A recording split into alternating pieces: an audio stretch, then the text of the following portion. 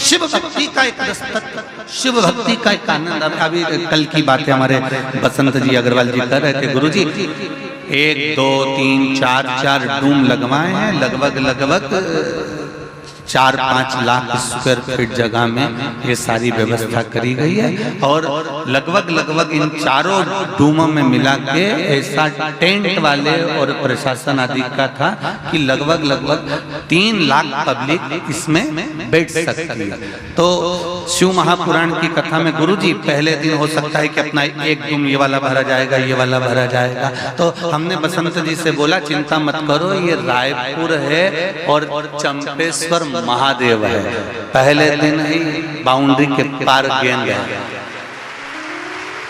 ये शिव है, ये कोई सहज नहीं है मेरा भोलेनाथ, मेरा त्रिकालदर्शी, मेरा कैलाश है। उसकी करुणा बड़ी।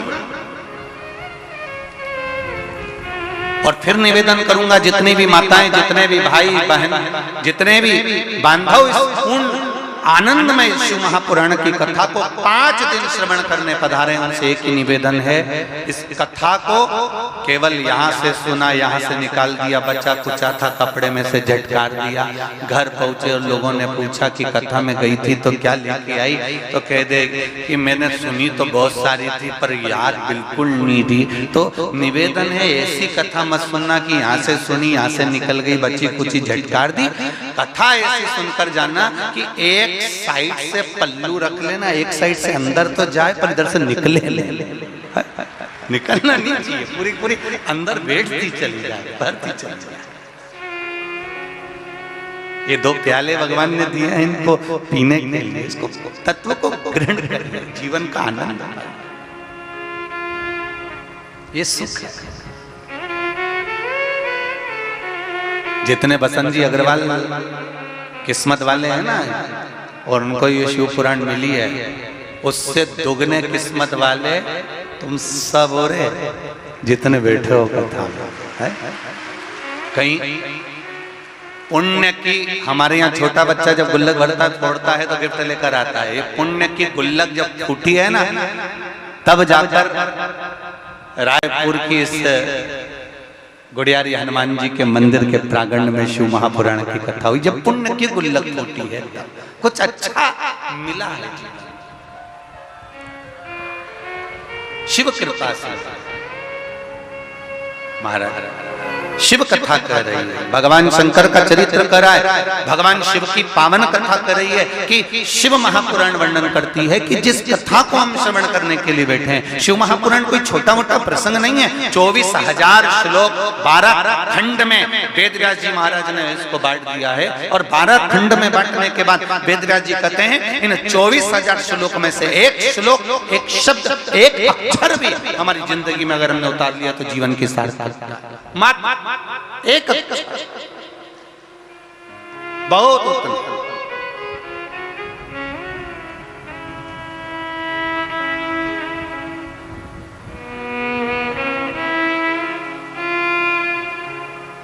भगवान की भक्ति के लिए दिन रात, सुबह शाम,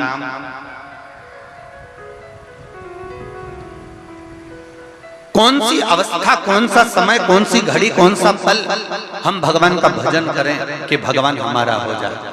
शिव महापुराण की कथा कहती है, मेरे बाबा को महाकाल कहते हैं। महाकाल का मतलब होता है जिसने काल की गणना करी हो, जिसने घड़ी की गणना करी हो, जिसने समय, पल, घड़ी, नक्षत्र सब कुछ उसने बनाया। ऐसा कोई चीज नहीं जो मेरे शिव ने नहीं बनाया। घड़ी भी शिव ने बनाई, पल भी शिव ने बनाया, नक्षत्र भी शिव ने बनाया। हर पल, घड़ी, नक्षत्र जितना बनाया मेरे शंभू ने बनाया। वो सहज, सरल और आनंद की अनुभूति कराने वाला।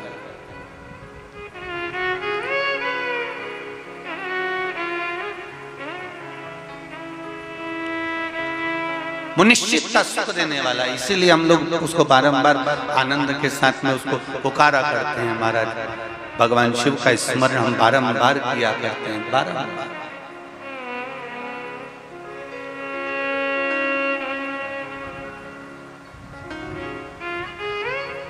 महाराज शिव कथा कर रहे हैं, एक बिंदु, चंचुला और जिसके जीवन का आनंद एक देवराज नाम का ब्राह्मण।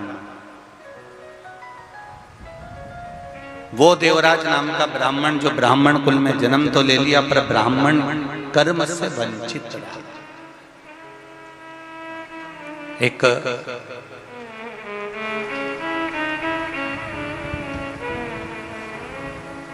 ब्राह्मण के कुल में अगर जन्म मिला है तो आप भगवत स्मरण अवश्य करिए और गलत कर्म से बचने का प्रयास। जितने लोग आस्था चैनल पर कथा सुन रहे हैं, जितने फेसबुक यूट्यूब पर कथा सुन रहे हैं और जितने लोग इस रायपुर की पावन धरा पर इस शिव महापुराण की कथा को सुन रहे हैं, उनसे एक ही निवेदन रहेगा, चाहे ब्राह्मण हो, चाहे क्षत्रिय हो, चाहे वैश्य हो, चाहे शूद्र हो, आप जिस वर्ण के अंतर्गत,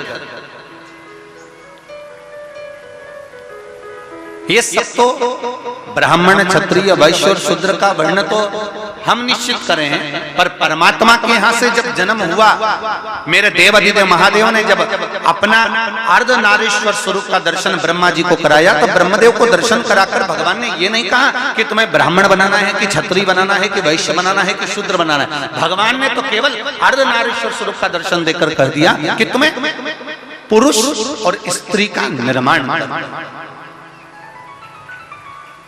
पुरुष और स्त्री का निर्माण।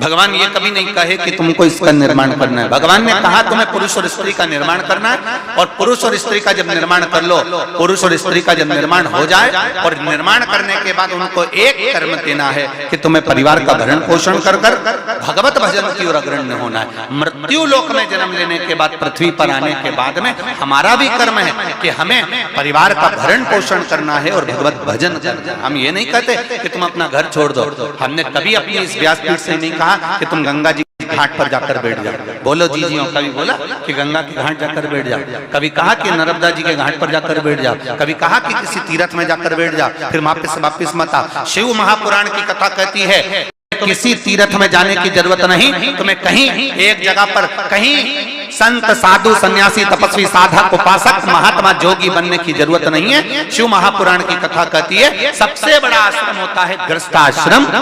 घर में रहो, परिवार में रहो, कुटुंब में रहो, और उस परिवार में रहकर अगर तुम थोड़ा सा भी भगवान का भजन कर लोगे, एक लोटा जल भी अगर शिव को चढ़ा लोगे, और निश्चित है शिव तुमको मिल जाएगा, ज्यादा कहीं जाने की जरूरत नहीं। और कोई तुमसे कहे कि तुम संत बन जाओ, साधु बन जाओ, तुम गंगा के घाट पर चले जाओ, तो उनके पांव पड़कर कह देना दादा तुम चले जाओ, हम नहीं, हमसे तो बने भी नहीं, क्योंकि ये मनुष्य की देह, मानव का शरीर है, बड़ा मुश्किल से मिला हुआ शरीर, और हम भगवत भजन करेंगे ये नहीं है। हम तो बस केवल थोड़ा बहुत भी नाम जाप कर लेंगे तो उतने में परमात्मा मिलेगा, ये निश्चित है। बिल्कुल निश्चितता है कि थोड़े से भजन से परमात्मा प्रकट हो जाए।